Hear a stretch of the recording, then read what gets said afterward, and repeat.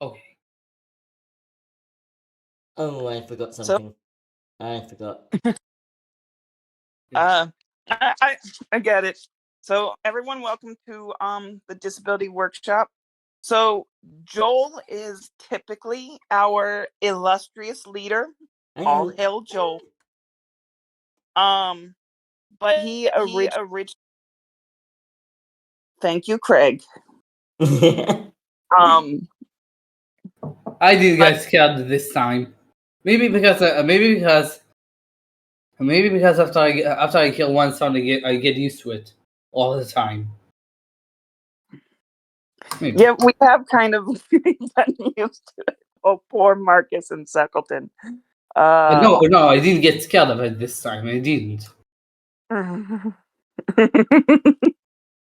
We love Craig. He is a part of us.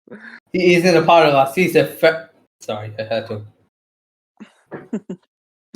All right. Anyway, continuing on. So Joel is our illustrious leader, but he originally was not going to be here for today. However, his plans fell through. So I was going to be hosting. I'm still going to host today. And then everyone is going to run off scared and never come back again. Right?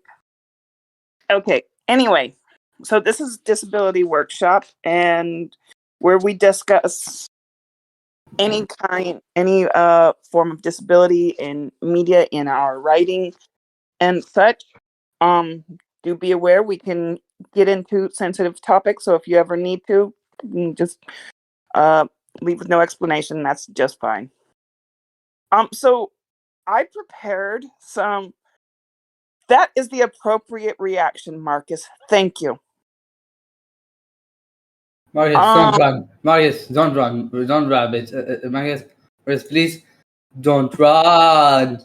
Rabbit, run. If you can tell, I referenced Pink Floyd. Did you? So I came up with some writing exercises. Some are about your perhaps specific projects, whether it be a screenplay or a novel that you're working on. Just fine. Or if you don't have anything at all, you can use some pre-existing movie or media to try to answer the questions. It's just kind of a fun character building exercise kind of thing. And I'm not sure how timing will work or anything, but got a few other exercises available if we can. All right, so I am going to put a list of questions in the chat, and we'll take a few minutes. You can go over them, kind of answer them in your head.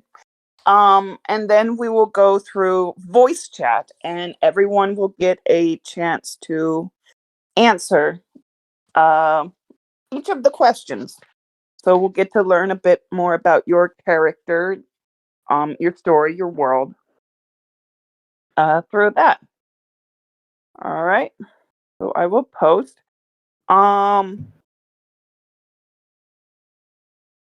Okay. Assuming I can figure out how to do it. I am technologically. Oh. Darn, it doesn't take my numbers with me. Oh, there we go. It did.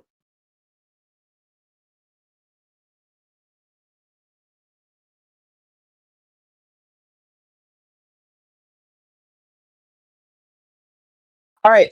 So you can choose any character. It does not have to be your main character. It could be a side character, main character, villain, or it doesn't even have to be your character. It could be something else from existing media. So, the character's name, the character's age, the character's disability, what difficulties are caused by their disability, what kind of tools, aids, accommodations do they use. And by the way, if you can't chat or don't want to chat, you're welcome to, this is a verbal exercise, but you can post in chat and we'll be happy to read it. What kinds of... Yes, PTSD does count. What kinds of tools, aids, accommodations do they use?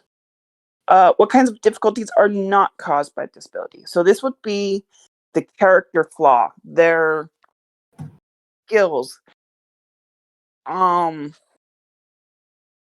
disability can be a huge factor in someone's life, they are still a normal person and would have other normal issues and problems as well on top of their disability. So what kind of things would that be? And 7, who are they closest to and how does their disability reflect their relationship? So take a few minutes, figure out what character you might like to use. And then we'll start and we'll go through, go down the list. And everyone will continue. Sorry. Yeah. I'm pretty much done. Did you have any questions or did I leave anything out? I would like to start. Okay. We'll go in order. I haven't figured out what that order will be yet, but Yeah, we'll take just a couple minutes to allow everyone to think about their answers. So we'll start in a minute. Okay, quick question. May you start from Z to A? we could. I haven't quite figured that part out yet. I was focusing on my spiel. So yeah, just take a couple minutes, figure out your characters, and I'll figure out the rest.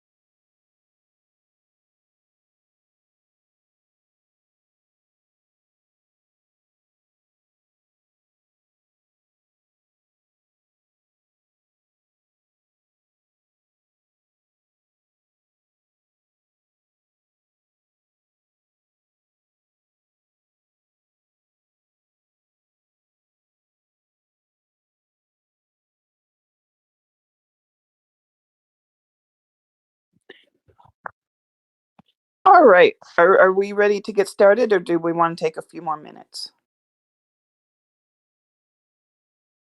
So I'm going to start from the bottom and work our way up. So this is a voice channel thing. So I am going by the order in of the voice chat icons thingy my bobbers. Not so much what is in chat, but we will be referencing chat for anyone who wants to type. Fine. So, Vitakita, would you like to go first?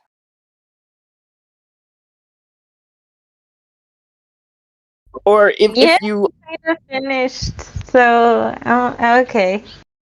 I can come back. We can come back to you. No, I'm done. Oh, okay. Yes. Then go for it. Okay. The name of the character is Ryu. His age is 26. The character disabilities, because I have two with him, is mild psychosis and PTSD. What difficulties are caused by disability? He sees his ex-girlfriend that he killed every time he feels doubt. He has constant nightmares, and when he's triggered, he can cause him to lose himself. What kind of tools, aids, or recommendations do they use? They try to meditate, usually. Try is the word that I would like to emphasize on, because he, in character difficulties that are not caused by his disability, he is short-tempered and also has difficulty on trusting others. So his short temper kind of doesn't let him meditate that well. And who are they closest to, and does their disability affect their relationship? Well, they're closest to Ash. That's his partner. They love them, but has the constant fear of getting them killed if he loses control again. And that would be kind of the character I chose. Nice. Thank you, Vita. That was very interesting, and I do love that the trying to meditate. It's not an easy thing, and they're working something for them to work towards. So yeah, I love that. Can I ask a question? Go for it, Joel. Just something that you said, it's not very clear. When he is triggered, it can cause him to lose himself. I did lose connection briefly, so you might have explained it, and I didn't hear. But what do you mean by that? He literally turns into a monster. Oh, so he literally loses, as in he stops being human. Okay. Yes. Right. Ooh, I like that. Thank you, Joel. That is an excellent question, excellent point. Yeah. That makes me all the more intrigued. I do agree. Thank you. Yeah, I think you should definitely add that into the description, because otherwise it's kind of okay, but with that it becomes really interesting. Yeah. Agree with Joel there.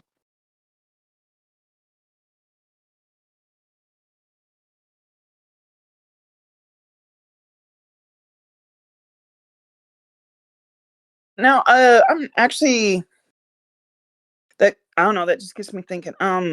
So, question about the turning into a monster is would turning into a monster be a disability, or is in of itself, like, is this something that is normal for people, or is it like maybe particular species or whatever, or is this an affectation specific to him? It's a curse he's got. It's not normal that people turn into monsters in this world. It's something that happens to him. Okay. Okay.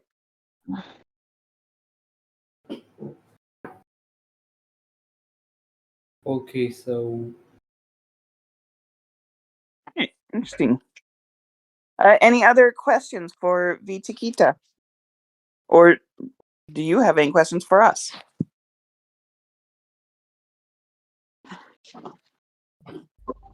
Yeah, since I'm creating this character that's like really affected by mental illness in general, I was fearing that this like curse would be like stigmatizing him in a way.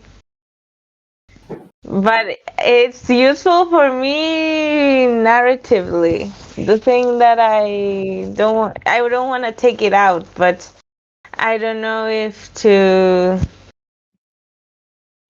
like explain that's a curse and that's nothing like related to him, or if to let things like go for the moment, because I'm not trying to like demonize mental illnesses or people to interpret it that way. Yeah, I think that's a very good point.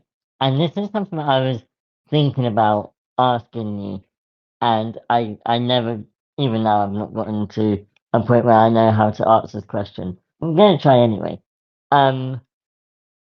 What when this person turns into a monster, are they?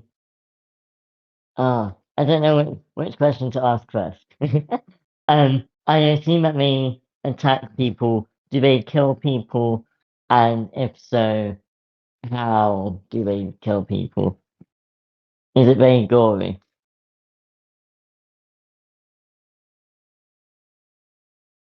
It is gory, but they don't kill them physically. The thing is that this character is the god of nightmares. So he's got like these shadow creatures that come out of his body that start killing people, that are like the embodiment of some nightmares. Right. So he's not directly doing it. And He his monster's directly not killed directly one doing it. person that was his ex-girlfriend, but because he lost control and she was close and he attacked her. But normally he doesn't do it directly. Right. Okay. So because he's got PTSD from attacking the girlfriend or from something else. From attacking the girlfriend and killing her. Right, okay. Okay. I think that's good. That I wouldn't worry too much. If the PTSD had come before he had the powers, then it might look like the two are more linked, like the PTSD was the cause of the attacking, which it's not, because it's the other way around. I think it works, like without causing too much stigma. I think you're okay with that.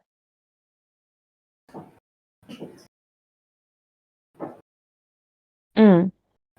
Does that make sense? Yeah. Cool. But the PTSD came afterwards. He's got like the curse from before. Yeah. Okay. Yeah. So just I think that because it's now clear that the PTSD isn't causing the monster, you're okay. You should be alright without causing Mm. any stigma. Cool, yeah, it sounds like a really interesting story.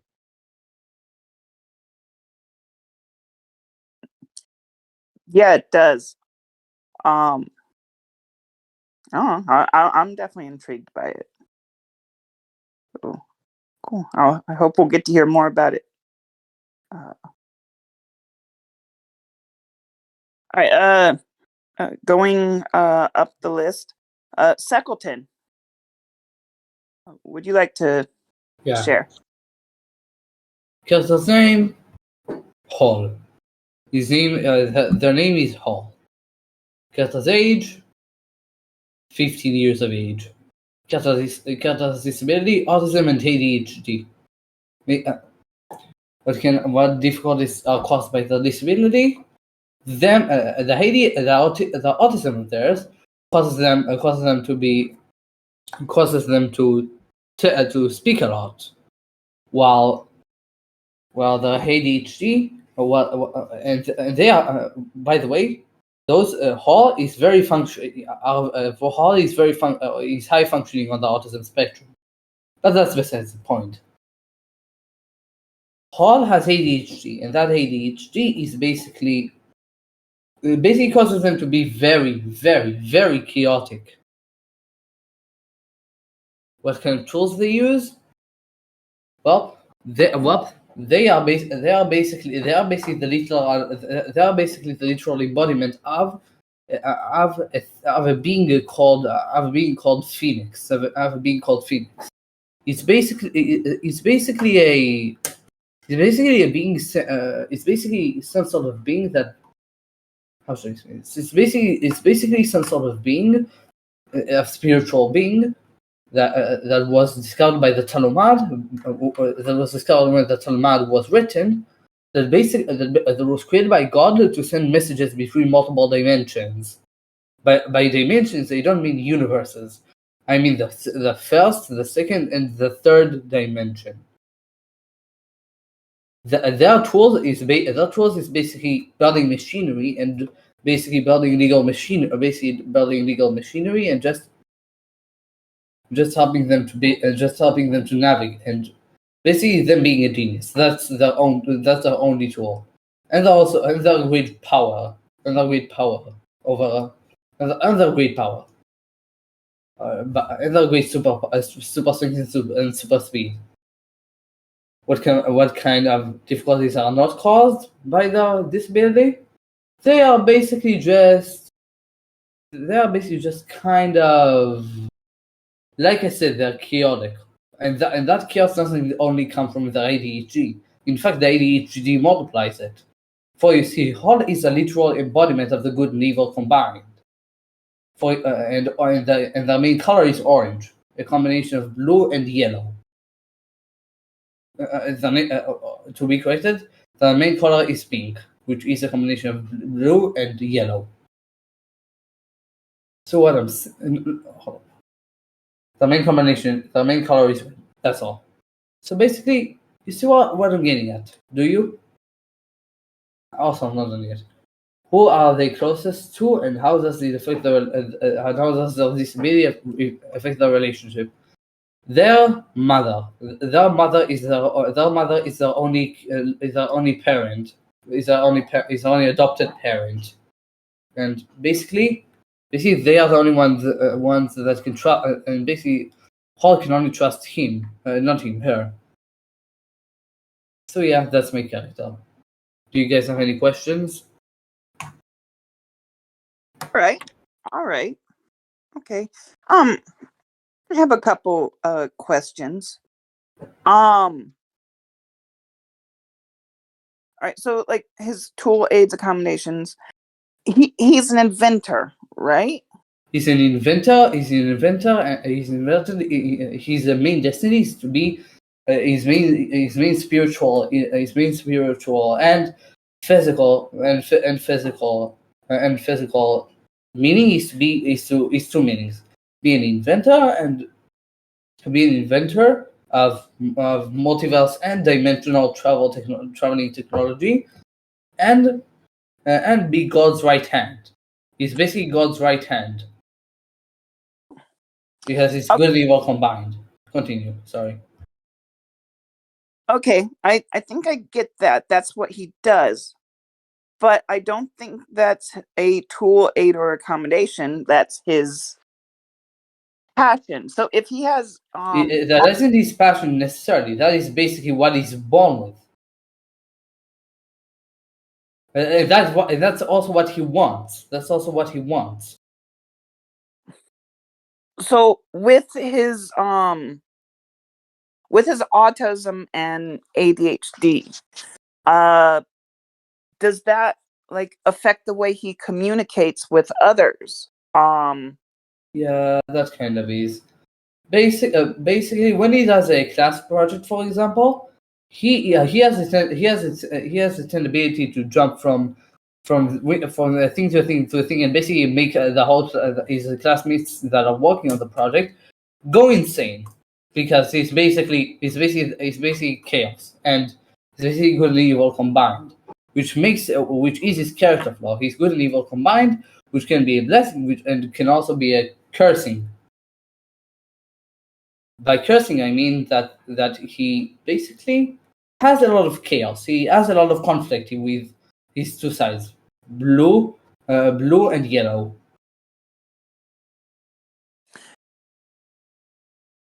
Okay, that was another question. I didn't quite understand what the colors represent, and Okay, continue.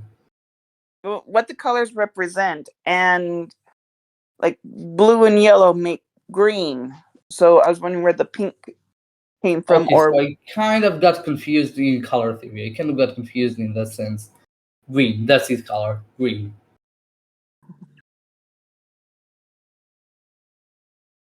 Yeah, I do agree with.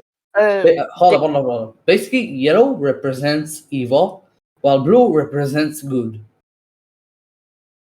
Okay, that makes sense.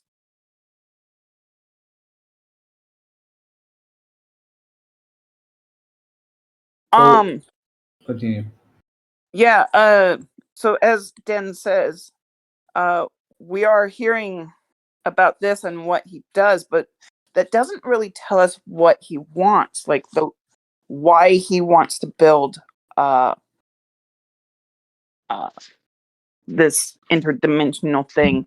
Why? Because, like I said, what he wants and what he needs is basically what he wants already, and his goal established by God is to basically be a messenger between the first, second, third, and fourth dimension, and and that's his purpose. That's his soul's purpose. All right, that is his sole purpose. Okay, I can. I know, and his want is being an inventor. His want is being an inventor and inventing cool machines in the third dimension where he lives. That's his needs, and that's not his needs. That's what he wants to do. So if that's what his wants, how does his autism make this more difficult for him? That doesn't make it difficult. It actually makes it a much more streamlined process, because without it, because it makes his because he is lucky. He is lucky. He has autism. He is lucky that he basically his ADHD and his chaotic nature is his main problem. His main character flaw, both in the sixth and fourth question. Okay. Let me stop right there. His autism and his ADHD are not his main character flaw. Those are not character flaws at all. His ADHD is his main. His ADHD is half of his character flaw, aka his multiplication of his character flaw. The character flaw itself is his chaotic nature. For you see, he has a tendency to jump between project because of one reason. He has conflicting sides. He has two conflicting sides inside him, yellow and blue. Like I said already a million times.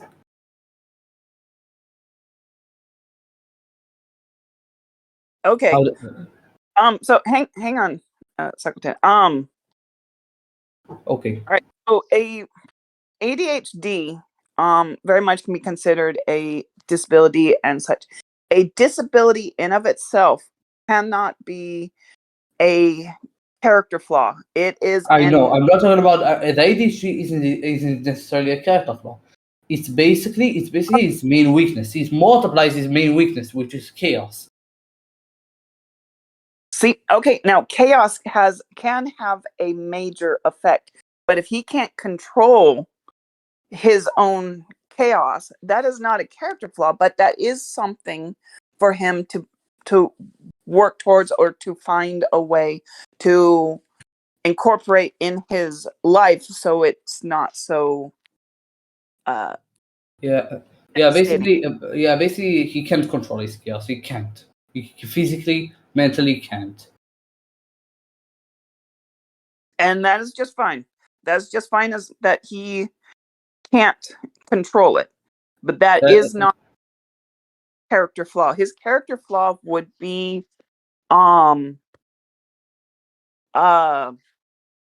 Chaos. it really depends. It really kind of comes into a bit of nuance there. Because he can't just cure his chaos.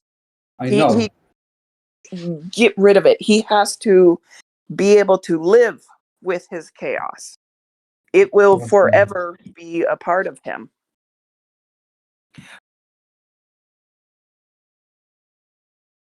So it is something to kind of consider. I don't know. Well,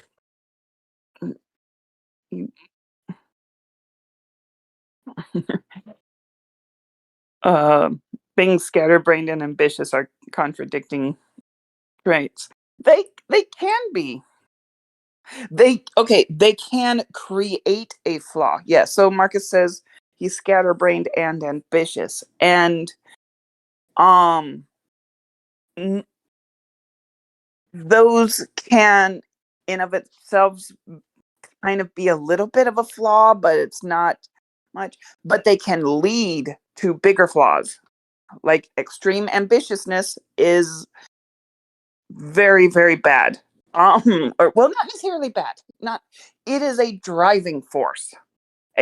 Being scatterbrained will definitely change how someone does some things and accomplish things.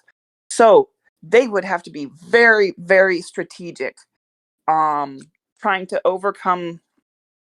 work with their scatterbrainedness and while still being ambitious. So I, for one, am someone who is extremely scatterbrained at work, and I have this job that has a lot of let's just say I handle a lot of money. It has to be absolutely precise. And so as a result, I am going back and triple, quadruple checking my work to ensure that it is correct, because I am so scatterbrained. So these things affect them. But it is something that they learn to live with and to not necessarily overcome, but adjust their lives to live with it and yet still succeed. And so I think, thank you, Marcus, that you make a great point there. Yeah. So yeah, I think there is some depth that we're missing in the character, but I think that's something that can come out the more we understand your work, and the more that gets done and planned out. Yeah, I know that. All right. Sorry, PDF. We're going to skip you. So, Marcus, would you like to go? Yep. So, scrolling a bit up, I posted it in chat. My character's name is Dina. They go by they, them pronouns. They're 17. Their disability is that they have an amputated arm. They belong to a tribe where they are considered one of the best hunters, and their weapon of choice has always been a bow since they were young. And they were basically raised since birth to be this warrior, right? And with their newly lost arm, they're really struggling to find meaning and purpose in themselves. because they can no longer play the part that they were basically born to play, right? And so the story is set in like a very tribal time, so there's no doohickeys or gizmos that help Dina out. What does end up helping, like on a physical level, what does help Dina along the way of the journey of the story, though, is that like Vichikita, meditation. Except in this world, it's a lot more like Dungeons and Dragons, kind of like entering a avatar state. You know what I mean? A connection with like past ones and whatnot. And so with this, her their actual traits, right? Like their more centered flaws is they've always done what they've been told, no questions asked. They have an existential fear of being worthless, which is only amplified more so after losing their arm. And they also refuse to acknowledge the bad, and they're like the end justifies the means, like personified. They're always willing to look past horrible things as long as the end goal is like, you know, it's good. It's good for everybody. Um, their main like connections with other characters is that they are traveling companions with the other leads and a shape-shifting monster friend, and to them it's just like a means to an end, because it's like, oh, it's kind of like for survival. Their village gets like raided and set ablaze, and it's just like, well, I'd rather be with them than anybody else. But as the story goes on, they really start to learn to value holding others close and kind of opening themselves up to be vulnerable.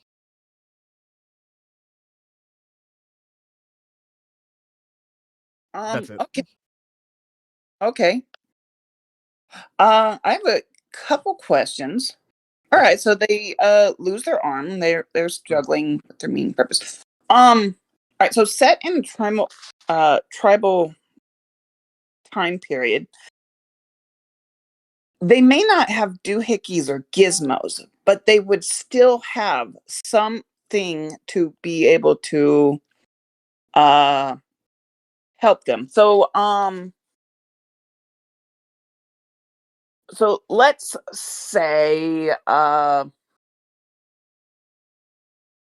okay, I'm picture the animated Beauty and the Beast movie.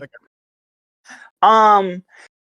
Belle and Beast are sitting and eating at the table, and Beast can't use the spoon. He's trying to use the spoon. And so Belle switches over, and instead they drink out of the bowl.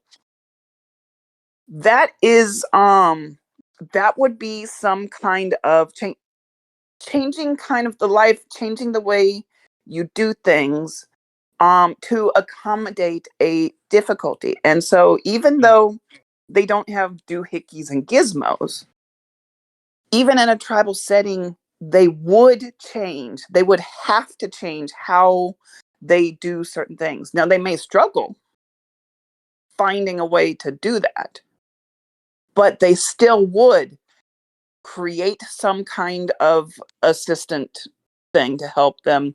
They still would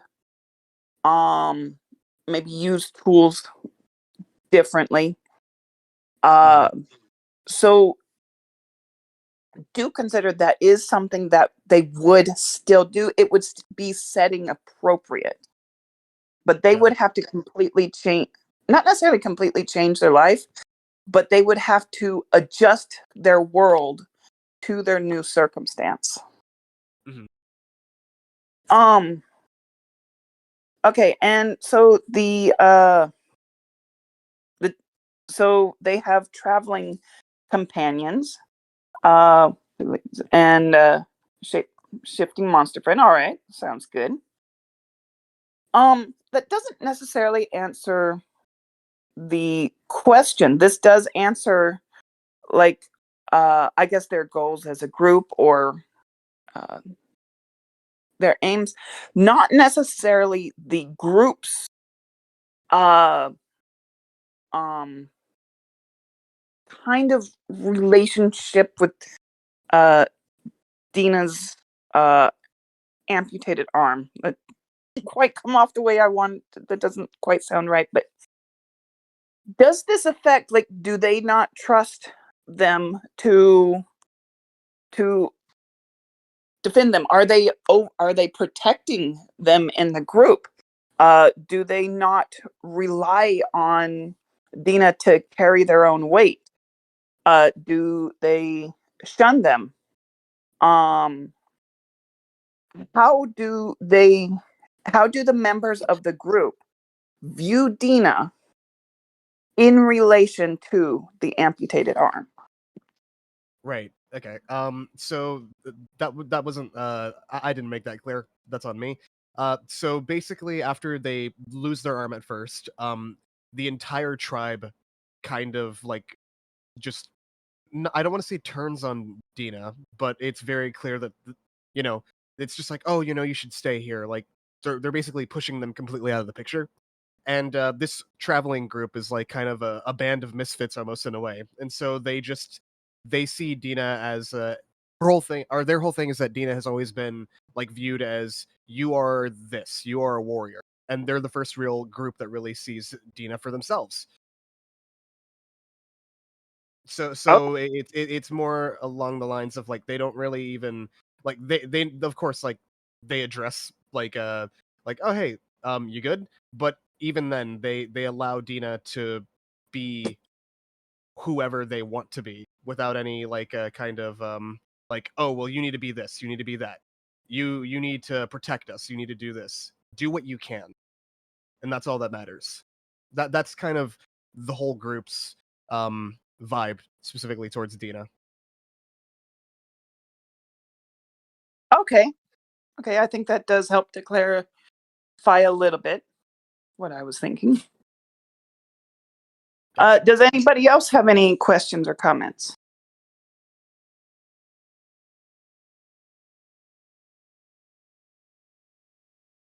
Or Marcus, do you have any questions for us? Not right now.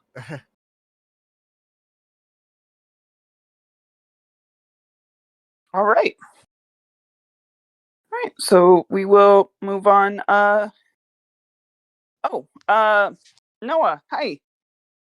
So we are doing a writing exercise for a character. You are welcome to do it. We are shoot. One moment. I'm posting the questions in back in the chat. You got it there, or do you want me to quickly post? Oh, did it? I got it. Yeah. So we are going through. If you want to participate, Noah, you can go through these questions that I posted in chat, and we'll be coming back around. So you can pick a character in one of your own stories. This is kind of specifically about disabilities. If you do not have one, then you can think of any character in media, a movie, disabled character that you can think of. Yeah, if you'd like to participate, we will be coming back around to you. All right. Joel. Oh, yes, Noah? When saying disability, are just pertains to like a physical disability? We can't hear you at all, man. Hello? Can you hear me? That was better. That was better. So when you say disability, are you referring to like physical disability or like also like mental disability? Because Either. okay. I have one. I think so. Joel is much better at explaining kind of what a disability is and what is considered a disability. Did you want to say something, Joel? Yeah. I wish I had that graphic, but I don't at the moment. But we have 5 different categories of disability. Physical health. Let me get rid of the diagram. That's way easier for me. But yeah, we do include mental health and stuff like autism as well. And we have had PTSD is considered in there. I don't know the actual definition of disability, to be honest. I consider it anything where you need to change or adjust your life to accommodate some kind of a problem or difficulty. This could be like having leg pain and so you need to get a cane to walk, or perhaps like autism or something where get overstimulated and need to either stim or perhaps go to a quiet place and to decompress, kind of thing. Something that affects the behavior, causes you to change the behavior in your life. I don't know if that's an accurate description of disability. It works. We've just posted in the 5 types of disability: physical, intellectual, sensory, hidden disabilities, and mental health. And disabilities can fit in multiple of those categories. Yeah, I think I get it now. So yeah. And Yeah. I think so mostly of my works, mostly of them like pertaining to like mental disability or something. So because I really like exploring those things that you know that that struggles is more of like internal or inner conflict than the physical conflict. But I'll try my best to answer the questions later. Okay. You have a few minutes. There's a few people who have turns ahead of you. So just give it some thought. If you don't have a character that you've created, think of something from a movie or a book or something. All right. So moving on. Wait, Anthony. I don't know. Did you change your profile picture or are you a different Yeah, I think Anthony? so. Okay. I don't know if we've got two different Anthonys or just a profile. Okay. Anyway, Joel, do you want to do this exercise? Yes, I would. My Oh, only question is, which character should I do? Because I've got so many. I am going to do one that I've not done before so much.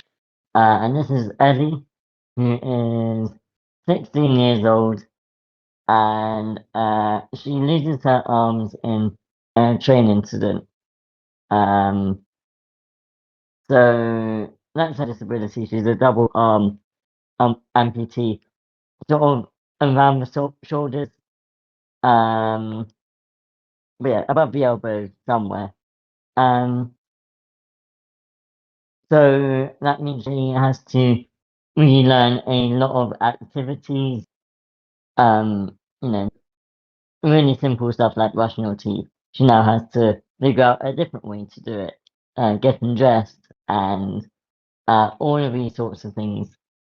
Before the train incident, she was also she had PTSD and depression, and other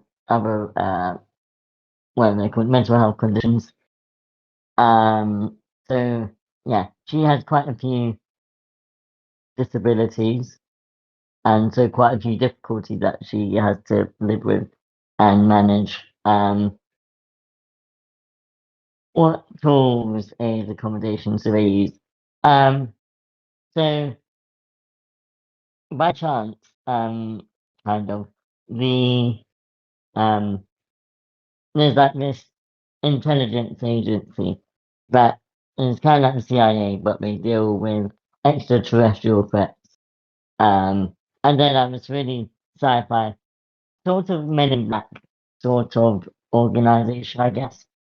Um, and they provide her with these really cool prosthetic arms that are,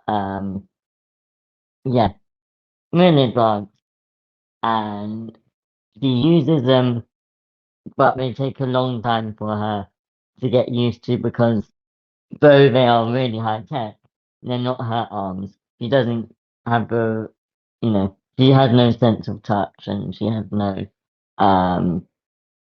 they just don't fit.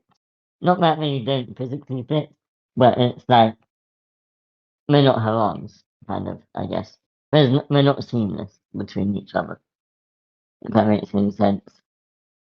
What age do they have? I think that's all the aids and accommodations they have. Maybe I need to think about it a bit more. What kinds of difficulties are not caused by the disability? Well, that's an interesting question. Because she has PTSD, she has flashbacks. But I mean, PTSD is caused by the trauma that they endure. And that in itself means that they have a lot of flaws, like the depression, which isn't a flaw in itself, but like no self-esteem is. So I don't know how whether that is a character flaw or not. Lack of skills. I don't know, I think that just their upbringing in general means that they have no confidence and they she struggles a lot in I don't know how to phrase that. Yeah, she's depressed and not just by the traumatic incident or by the disability, but by the whole upbringing as well. Maybe I need to come back to that question and answer that again.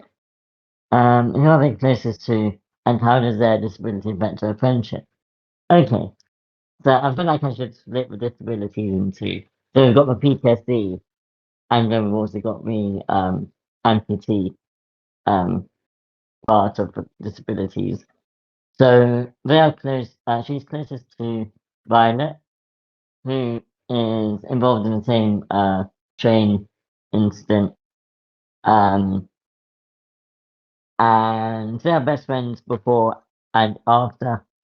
And I think it's Violet who sort of has to. Well, Violet had always been helping Ellie through her depression and stuff beforehand. But now Violet's got to keep doing that while she's got her own disabilities to overcome, as it were. So I think there was a strain before, and that strain only becomes bigger because it's Violet who has to keep looking out for Violet and trying to prevent any suicide and all that kind of thing. So yeah, I think that's it.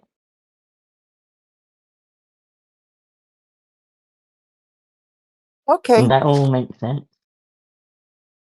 I think most of it does, and I think something you said brings up a good I don't know problem. Might be a problem with my question, or something to consider when writing.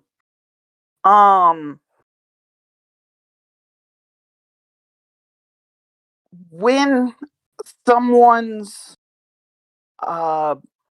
disability is related to their mental status or their emotional status, like in many cases a character flaw is related in some way emotionally. So how to differentiate when differentiate between what is the mental disability or what emotions are caused by the disability versus which ones are innate, and how do they compound upon each other? Because that becomes a big old Venn diagram of overlapping circles.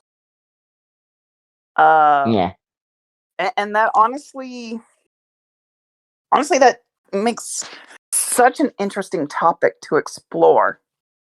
How much of emotional baggage comes from the way we are raised versus things that happen to us through our lives, and how much, so much more that compounds into just worse and worse, or more and more problems, deeper depressions. That's a good point, because each person will respond differently to becoming disabled, and a lot of that will be dependent on how that person was raised as a child, and what their personality is when it happens. Although even then, your personality can change when you become disabled. So yeah, that is really complex. Yeah. And the one of the other things to consider, if someone has the depression from childhood or childhood trauma, and then later say becomes an amputee, they may, how can I put it, before they became an amputee, they may very well have a status quo of depression and emotional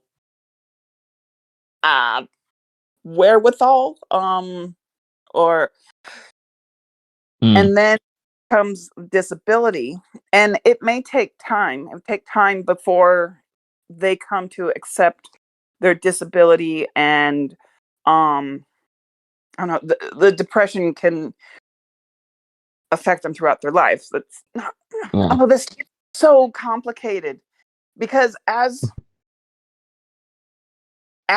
maybe like even with PTSD, as they come to terms and they don't have as much of the PTSD, and they are healing from one thing, do they go back to that status quo line of their childhood, or can they go beyond that? I don't know. We're getting into some major psychology. Yeah. All right, V Chiquita.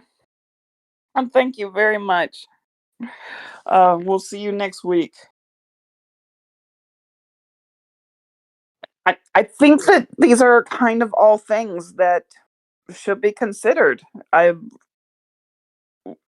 Right, but then your writing just gets way too boggled down to. It's a difficult line to walk. And she's not even the main character. Yeah. Oh my gosh. That's so many things. Does anybody have any comments or questions for Joel?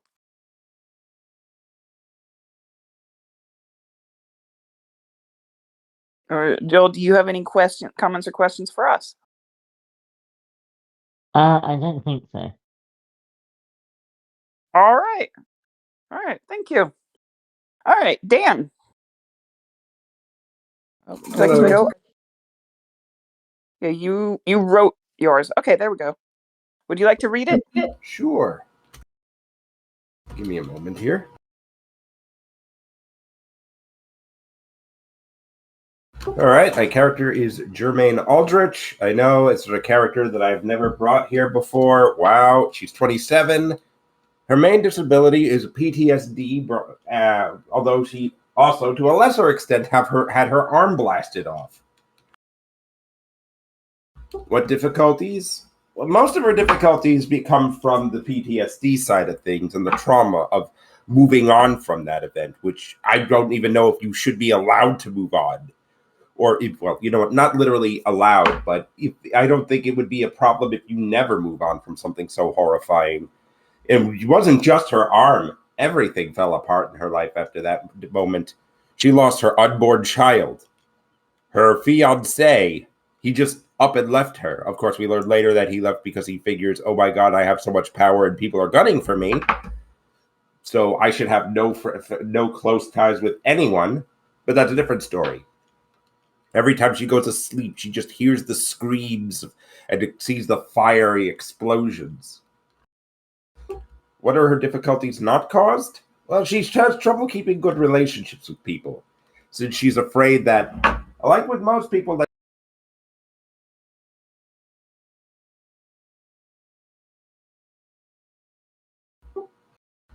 they think, oh, okay, and she just thinks, my last few relationships went terribly, and these people have met horrible fates.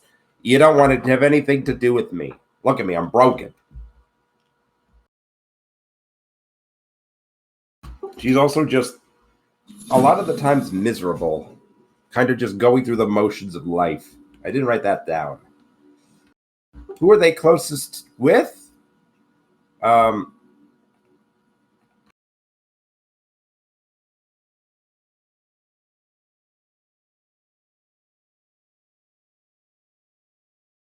Sorry, hold a second.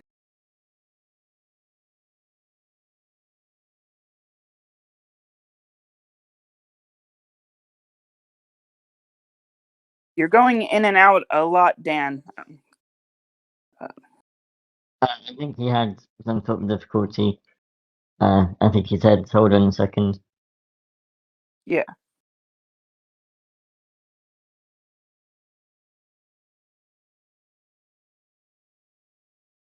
I'm not sure if he's still there.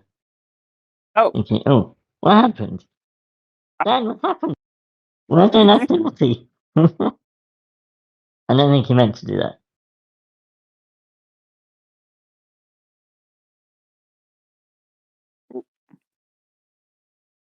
Dan, you all right there?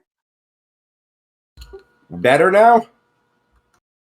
Oh, I hear you better. So. All right. Sorry about that.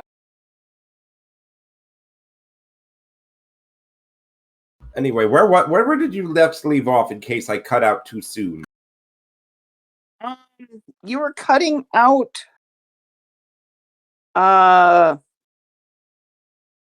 during the tools, aids, and accommodation, but I think we got to let's start with the difficulties not caused by the disability. Most of her difficulties not caused by the disability.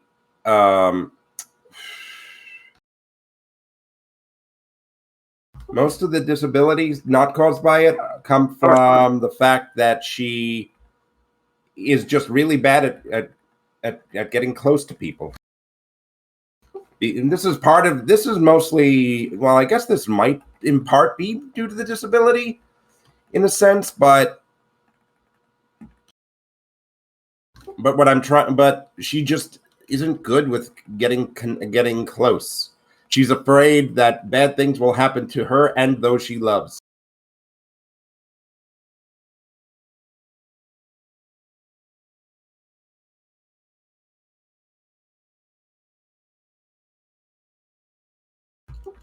In other words, even though when people come, even when she's trying to build new relationships, she just can't get over the hangups of her past.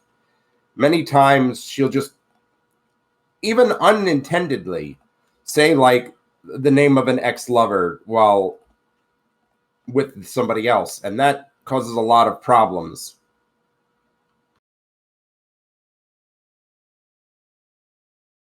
Okay.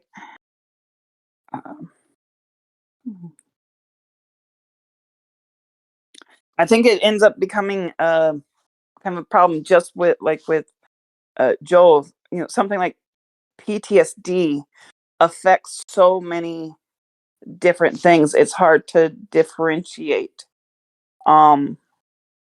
something not caused by it.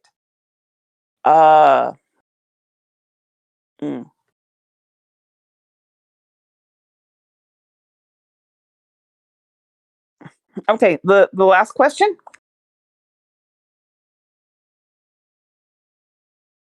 Right.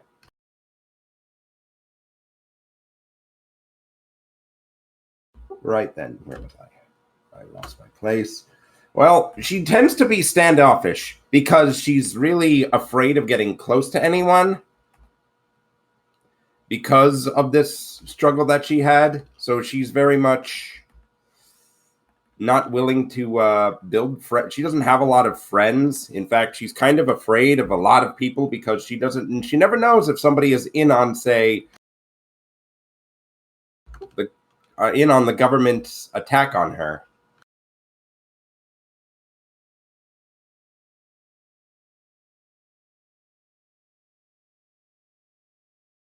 Okay.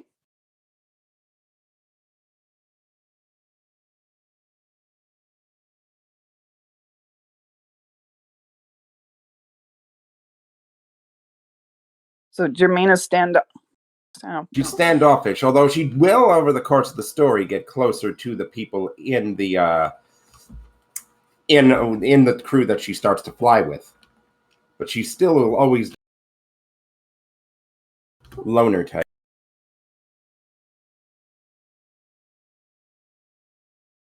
Okay. Helps. Sorry, Shogoku. I'm not sure I'm explaining myself well. Sorry, I'm kind of having some connectivity issues, which is wonderful. Yeah, we noticed, and I empathize so much. I so understand, and I'm sorry. Okay, so Jermaine, is she a I thought she was a side character, but is she like a supporting character? Is she a major character in your story? Yes. Okay, cool. Cool. I had thought she was a I didn't realize she was quite so prominent. So even better. She's not like the main character, but she flies them. She does join the crew in the main crew of flight. Okay. All right. So I want to go back to what kind of difficulties are not caused by their disabilities. All right. So kind of any kind of emotional problem we can pretty much link to the PTSD and those issues. Okay. Now she is a if I remember correctly, she's a flight instructor. Correct. She has taken on a role of an instructor for now, and she's not thrilled. All right, so she is a flight instructor and then becomes a member of the Space Dog flight squad. Yes. All right. Her reasons is because she wants answers. I got echo. Wait, do I She still wants have answers from the past. Okay. That works. I love that. So I'm still looking for some kind of a difficulty that is not caused by their disability.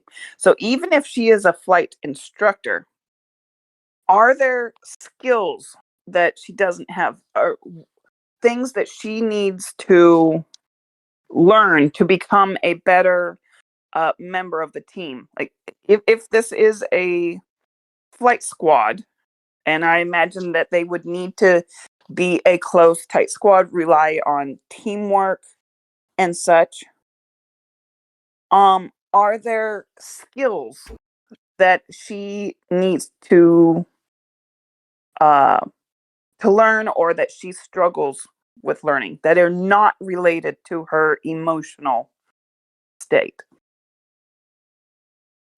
Good question. I haven't really thought of it because I guess you could almost say all of it correlates to some sort of trauma.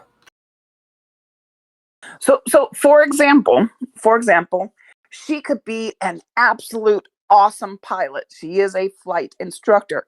But if her ship breaks down and she has to get into a little tiny crawl space to rewire, can she do the maintenance on that? Are there issues with the maintenance that she may struggle with?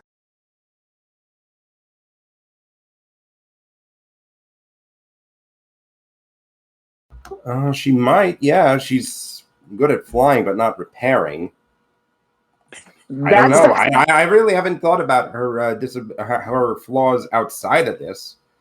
I mean, PTSD kind of changes everything about you, you know? It does, but it doesn't. You are, even with PTSD and even with any kind of mental issues, it does change a lot, and it changes your point of view and your aspect and your stability. But there's also parts of you that it doesn't change. So it doesn't affect her skill levels. It may affect how easily she can learn a new skill, or it may affect her attitude of someone trying to teach her a new skill, or her having the patience to teach someone. But it doesn't actually affect whether or not she knows the difference between direct current and alternating current.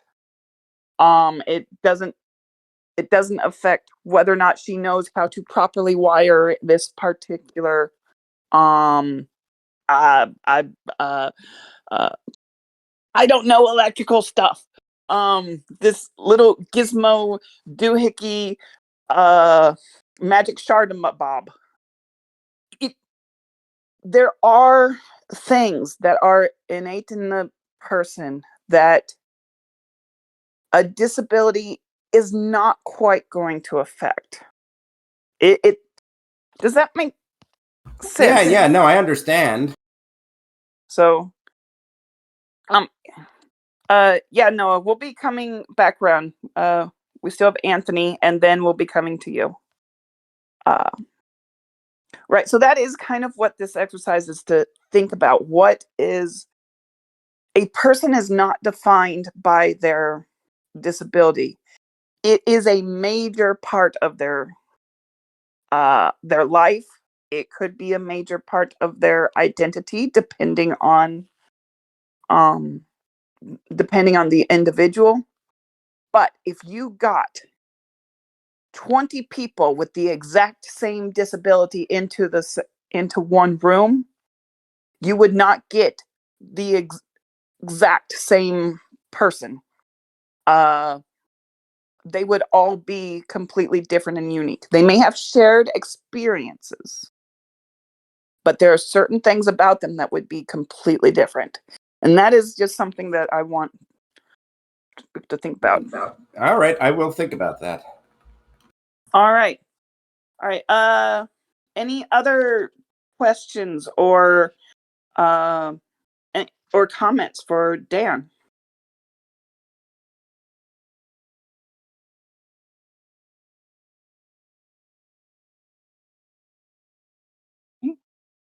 Dan, do you have any questions or comments for us?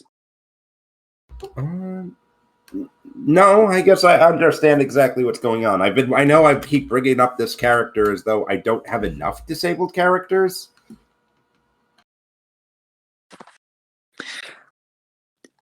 I see what you mean, but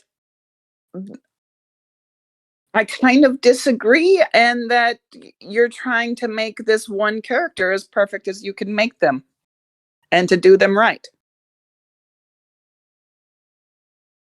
So I don't mind it.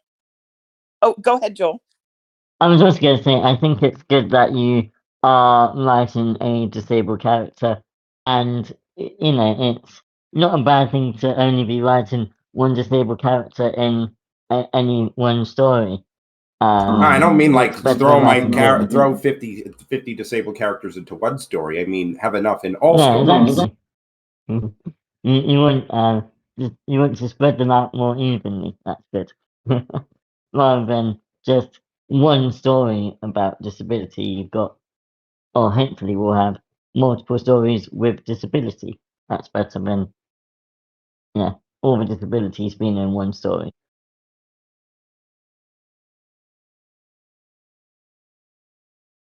All right, awesome.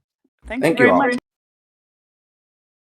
All right, Anthony, do you want to do voice, or would you like for me to read?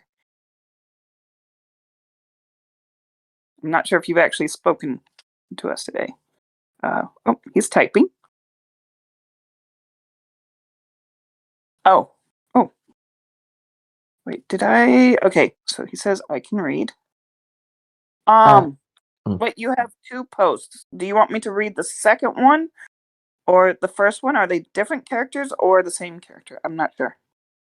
Well, they're both Ant. I can read it if you want. I'll read All it right. up for you. Read the last. Would you like to read, Joel? Go ahead. Yeah, I will. So this is Ant, who is age 35. Disabilities are mental health, so addiction, induced psychosis, and PTSD.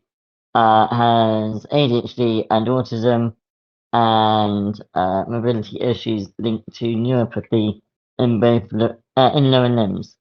Neuropathy, I do know what that is, but I can't remember off the top of my head. You might have to define it for us.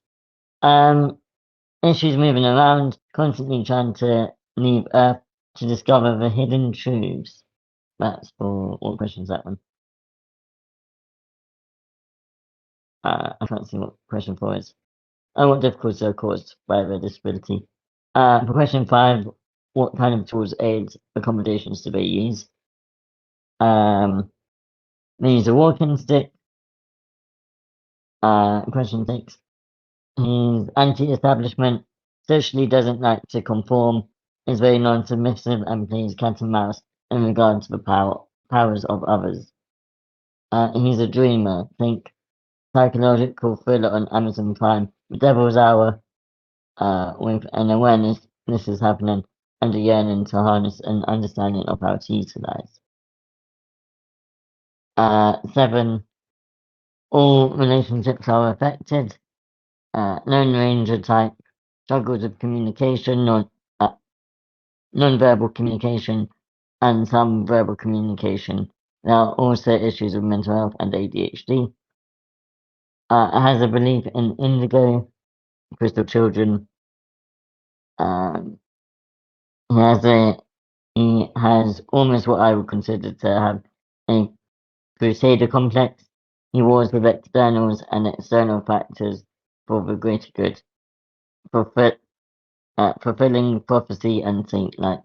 While this may sound negative, it's a story where there is feelings of betrayal, sorrow, and down on the luck times. Journey into discovery. It's a story where it's written through the human in order to survive.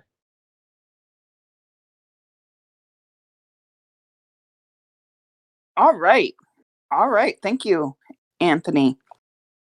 So I'd like to go up and things, disabilities, mental health, neurodivergent, neuropathy. This is actually a really good thing. One thing that is not shown in media is that people absolutely can have multiple disabilities. So, for example, they may have blindness. They could be blind, but they could also have fibromyalgia in their leg. One disability does not affect the other issue. They are completely independent, and yet the same person has to adjust to both. And this is actually very realistic, especially as we get older. You're going to have multiple ailments all stacking on top of each other, and they may not have anything to do with each other specifically. So this is actually something very different, and I really like this.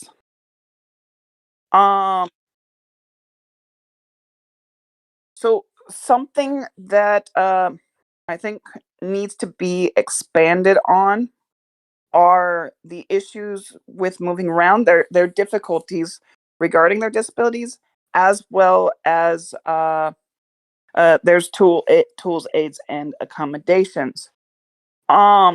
This is an awesome, incredible world where uh, possibilities are endless, being they technological or um uh, or I think there might be there are powers, so there is some kind of magic uh component as well.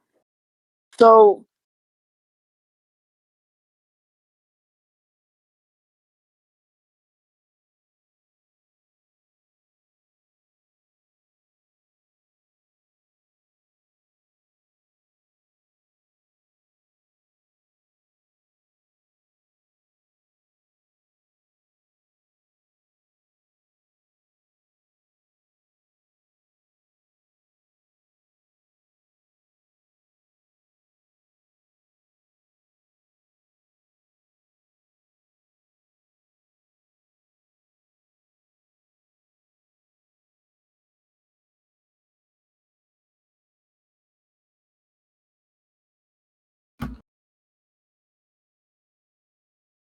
You're cutting out.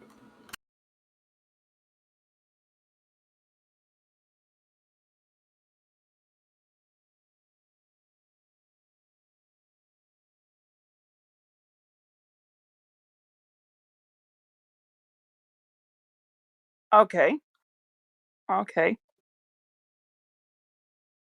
Oh, condemn.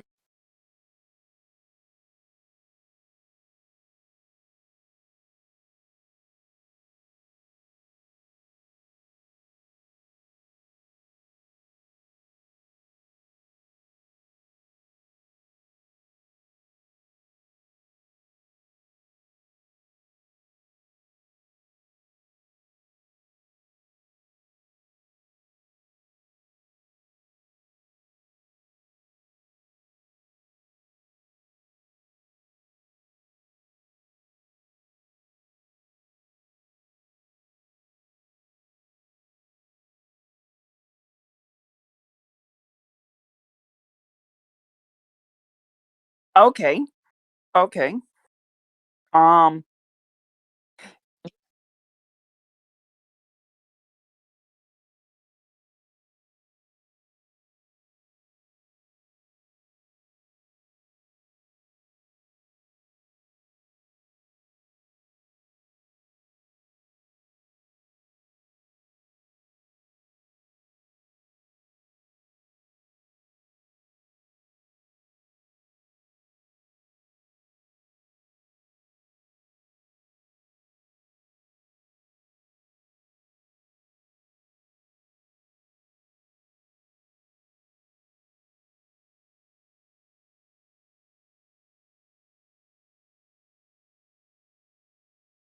okay. Yes, absolutely. Being a rigid thinker. Uh, yes. Okay. Definitely, I do agree with that very much. Um,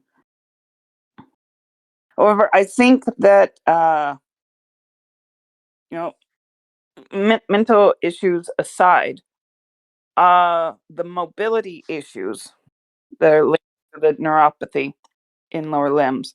So that's fine. That's good. Um, but we need to see something specific. Uh, a walking stick, okay.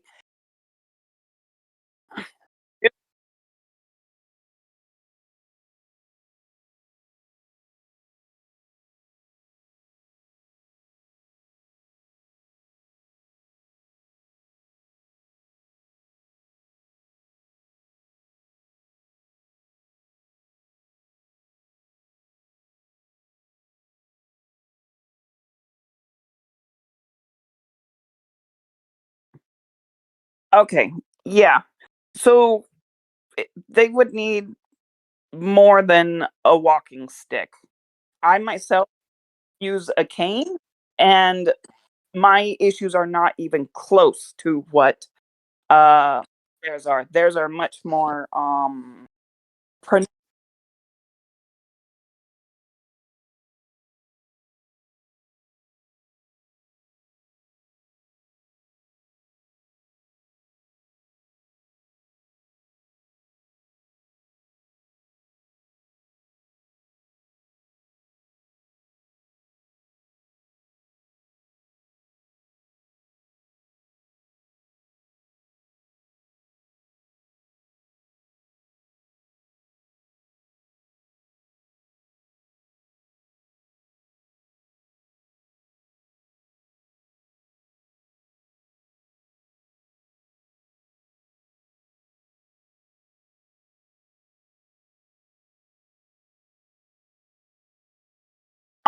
yeah, it's something that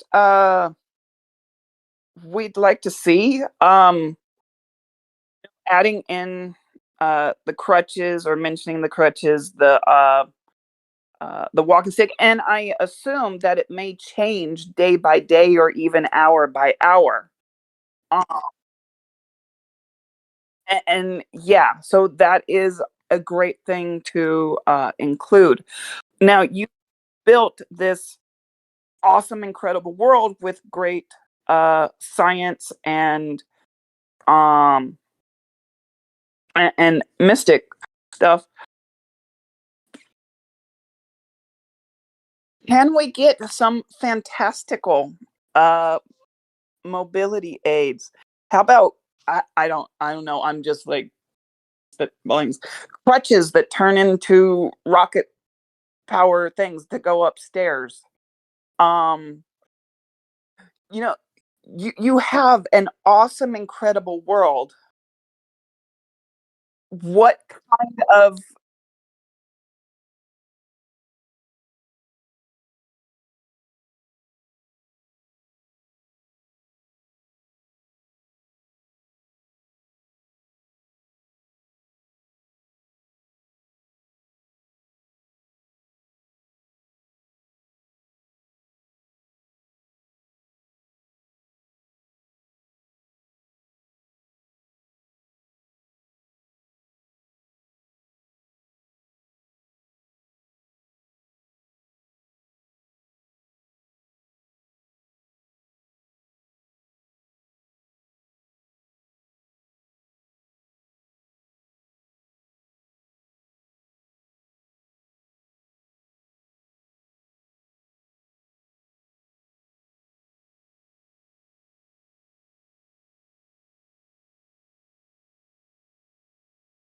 okay.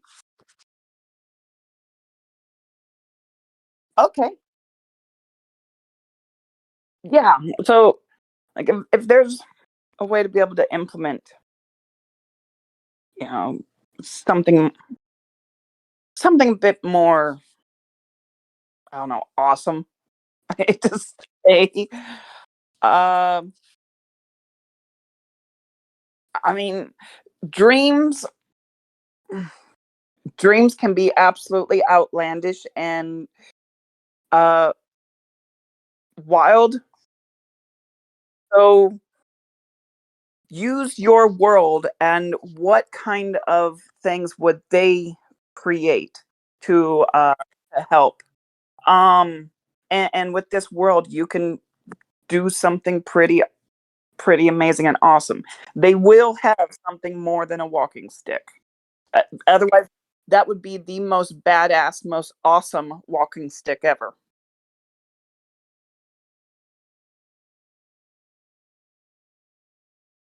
All right. Well, thank you, Anthony, for sharing.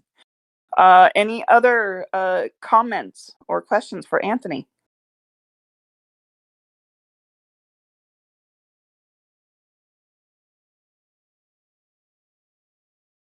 All right. All right. Thank you. Uh, Kev, welcome. So we are doing a writing exercise, and we are answering the questions that I posted a little bit further up in the chat. We do have Noah and Paul. I don't know We are coming closer to the end, so I'm not quite certain if we're going to have time to get to you. So do take that consideration. All right, so we are going to go to Noah. Let's see. Noah. I know you posted. I saw you post. Wait. He just reposted. Do you want to read it out, Noah, or do you want me to? Yeah, I understand it. Okay, so sorry. So yeah, I'll let me explain that. So actually, it's really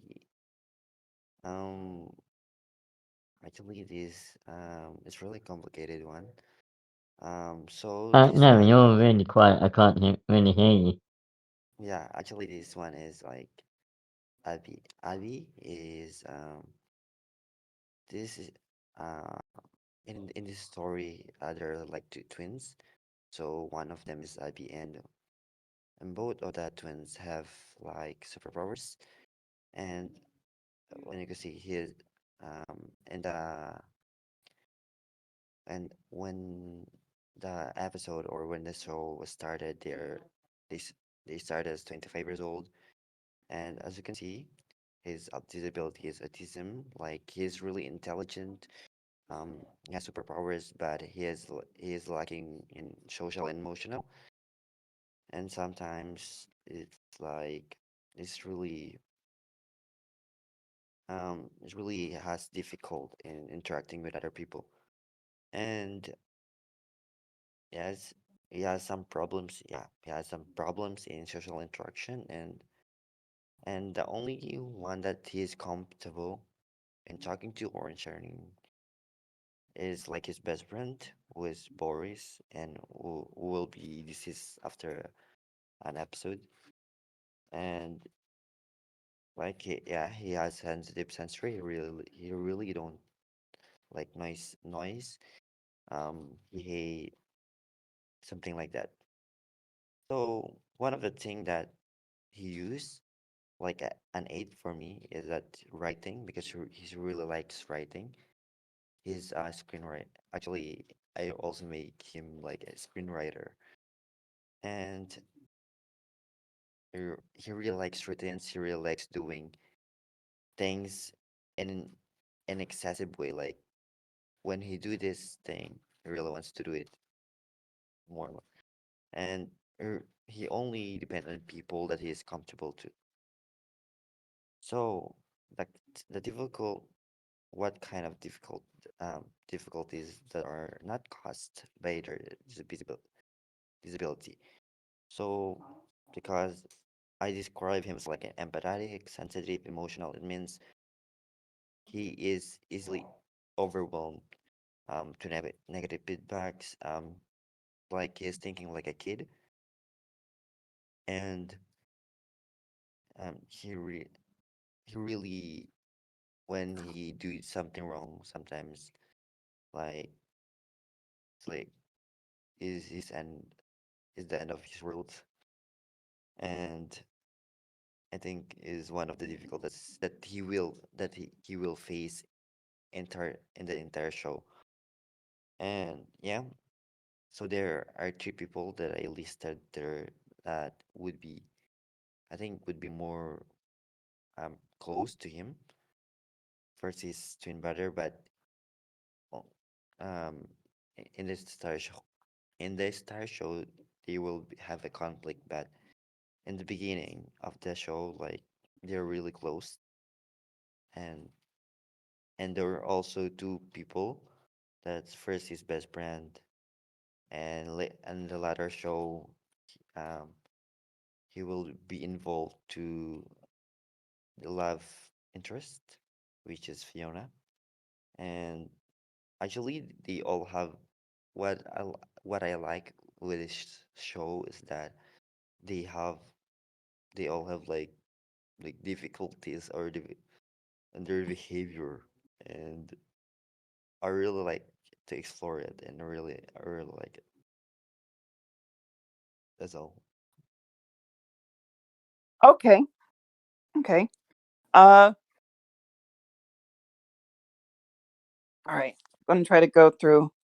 So a little bit quickly so we can still get to Paul. All right, so you said now this character has a like a superpower, and I don't know if it's actually a superpower. It's like just something that they are Yes. really, really good at, like their intelligence or something, you said? Yeah, actually, aside from intelligence, he also like superpowers. Like he has, for him, he has literary manifestation. He can make um things. He can make his writings real. Um, and for his twin brother, he has like what do you call it? Ultra vision.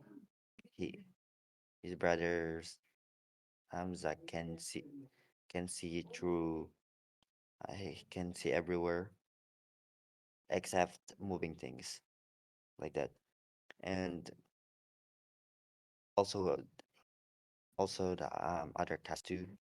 But yeah, I think the only main characters that don't have superpowers are like Fiona and Boris, I guess, because they're just ordinary people. But so far, it's really like full of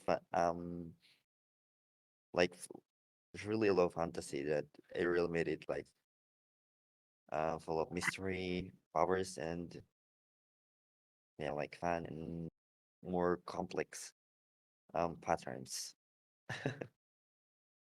Okay, so my question is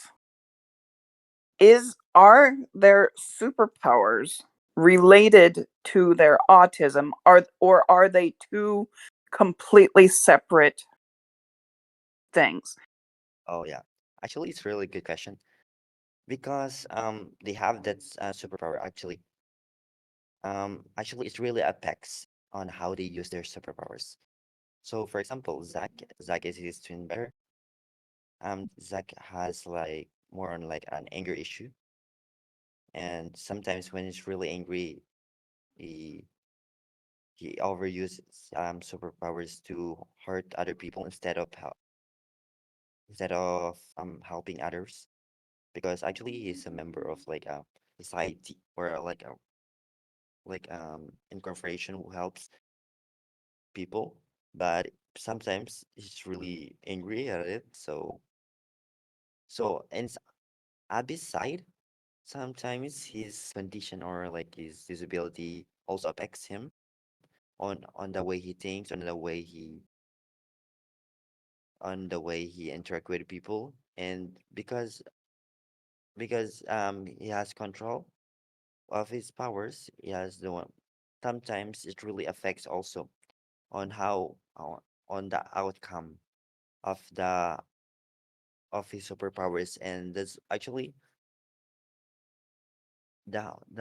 what I like about this show is that there's no specific antagonists because they're the ones who make the problems and they're the ones who fight um unknowingly fight each other like that. So, okay.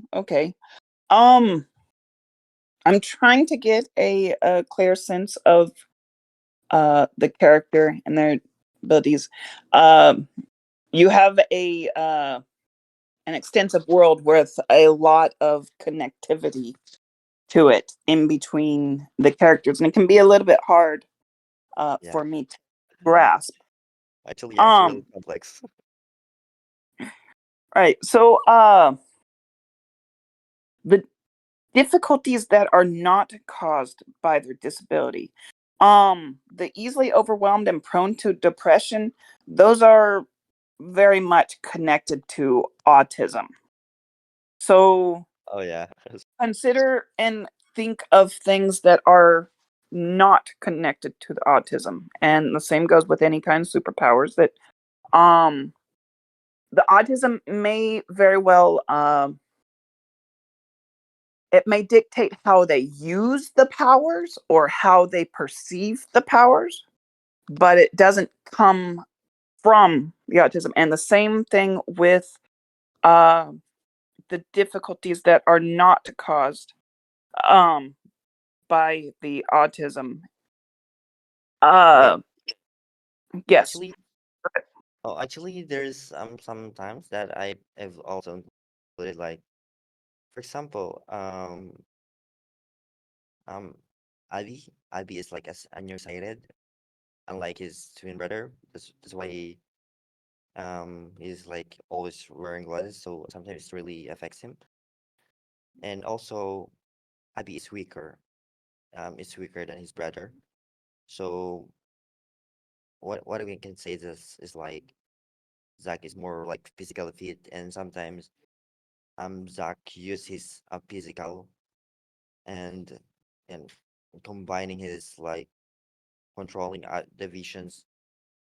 controlling the visions of everyone. Like actually, he can also control what others see. He's against the literary manifestation of Abby, and so actually that's why it's really difficult for Abby to fight physically, because he himself is like really weak, and he has less interaction, he has less like social life, and what he fights a lot, like he fights um using only his right hand. He fights away from other people. So when other people like found where he is, sometimes like that, it would be um really a big disadvantage for him, because yeah, I think so. That's why, but that's why um he used more of like his intelligence, because he's really high intelligent, and yeah, his superpowers as an advantage, like. Okay. Okay. We are going to have to move on to Paul, but this world and the characters sound fascinating, and seeing how I love seeing how they their interconnectivity, how they respond to each other, and that is a great part. I think we do need to kind of narrow down specifically about uh, Abby's autism, that specifically that, but that is Okay, something yeah, perhaps to consider in the future. So thank you, Noah. Thank you. I'm glad thank you came and joined us for a workshop. thank you. Paul. Paul, would you like to read yours, or would you like me to read it? You can read it. All right. All right. So, doesn't have a name yet for the character because just came up with them. All right, that's just fine. They're in their mid-20s. They have one arm. Now, let me. Were they born with one arm, or are they an amputee? They were born with one arm. Okay, they were born with one arm. All right. Um, they must use a smaller blade in combat because they can't two-hand their weapon. All right. Ah. Wait. What was number 5? What kinds of tool aids and accommodations do they use? Say none. They would use some kind of accommodation, one way or another. They would use something, and that would be unique. That could very well be unique to their world, and their capabilities. So we'll come back to that. 6, they are unable to properly express their emotions and form solid relationships. Okay, that could get delve into that deeper, but okay, sounds good. Their sensei, adoptive father, has trained them to be ready for the brutal reality of living in the US with heavy emphasis on combat training. Oh, sounds too factual. They trained hard because it takes a lot to survive, even with 2 arms. All right.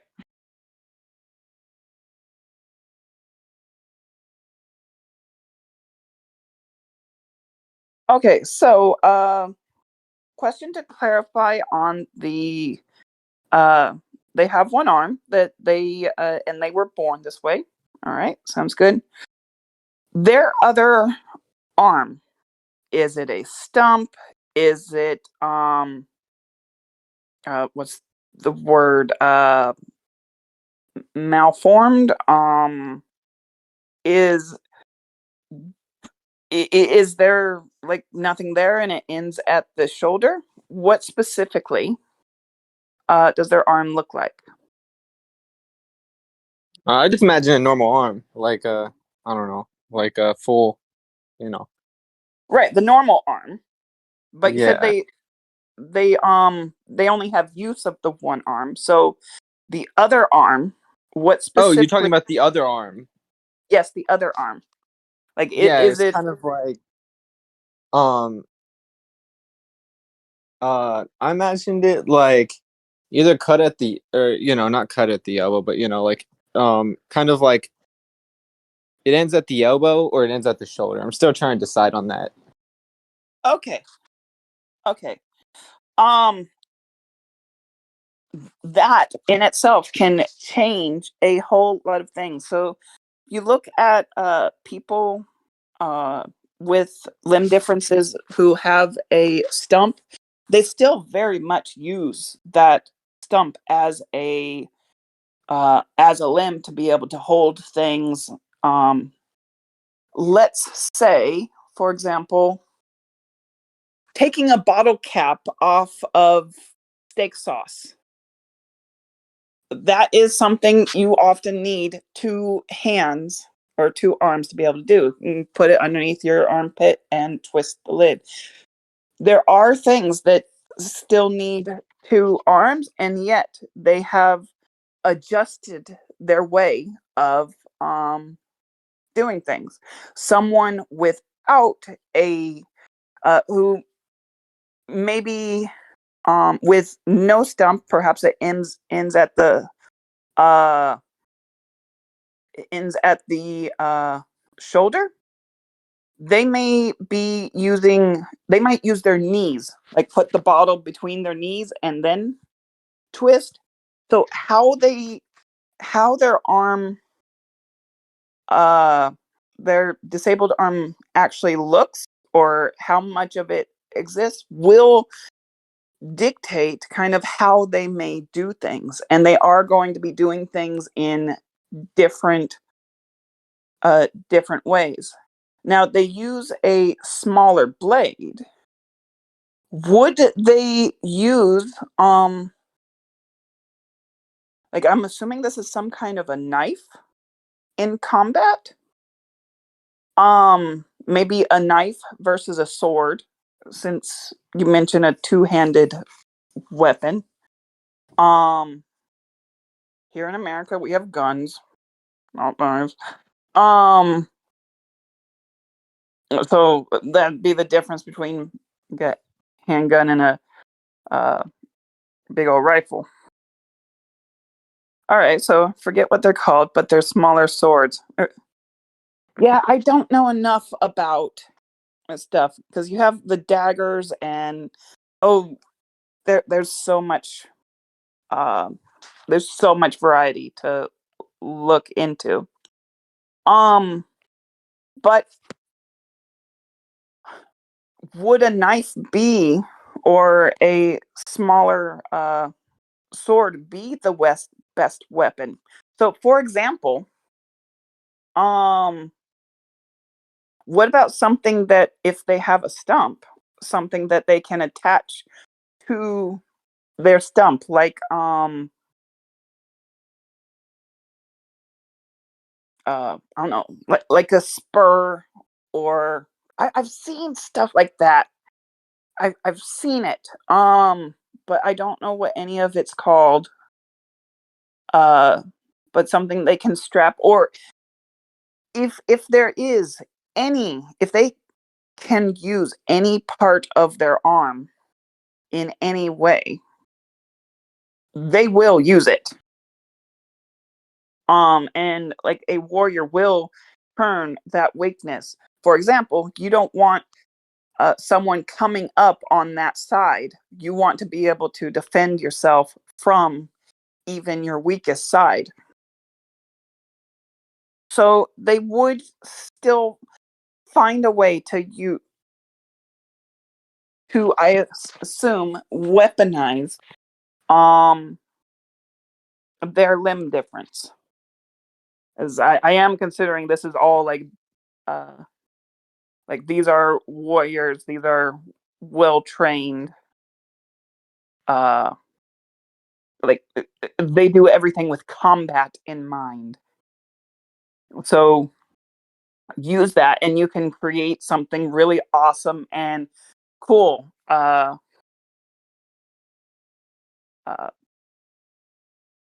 can assure you that real people with limb differences and birth deformities like that and thing, they dream about being a badass too. They dream about turning their body parts into something badass. So go for it. Do something fun and awesome.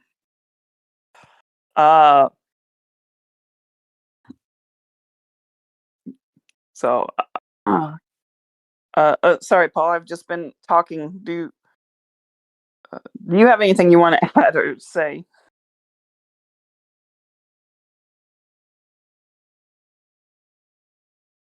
So they were trained by this like warrior in Japan and shit. And they came to the US to find the rest of his family who like got there before him and stuff. But he arrives like at the tail end of westward expansion and shit. And they have to go like down to the southwest in order to find his master's family. Alright. So it's like it's kind of like a classic little western thing where like, you know, they come to the town, there's shit going on in the town, you know, everybody's politicking with each other, and the dude has to help them all settle it, you know. But That sounds this isn't a dude this time, it's a woman. okay. So it's a woman. All right. Doesn't change anything. But Yeah. That's pretty awesome. I love the setting. And I am quite intrigued. Thanks. Yeah, it's part of the anthology I'm making. I just wanted to, I don't know, I think that like samurai shit is really cool. So I wanted to go for something like that. All right. Thank you. So that is time for us. And I want to say thank you to everyone for coming and participating. This has been a lot of fun. So I don't know if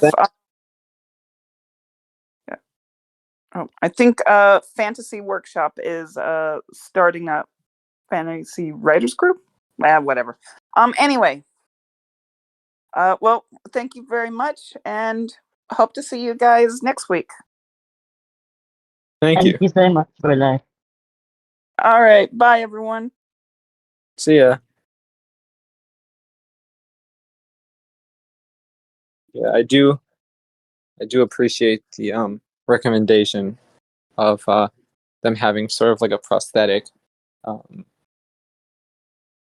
Yeah, sounds cool. Yeah, that can be cool. Something to consider with a prosthetic is going to have some kind of disadvantage to it as well. It's like one problem that comes with, like, you see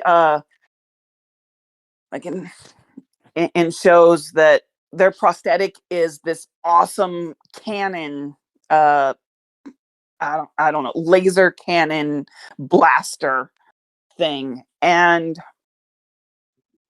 you still want to show the difficulties and complications of it, because otherwise, if it is so awesome and incredible, well, then why doesn't everyone just cut their arm off and get a laser blast cannon? Yeah.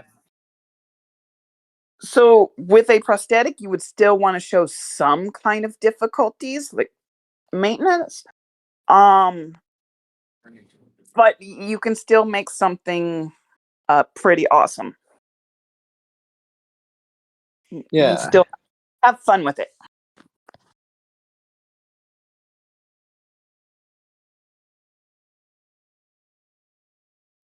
Yeah, I need some time to think because I feel like I could come up with something cool for that.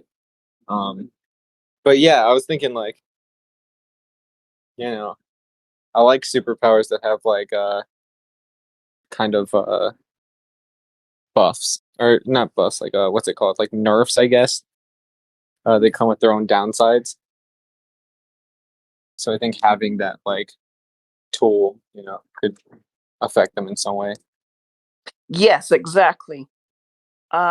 Any kind of weapon would have both the plus bonuses and the nerfs.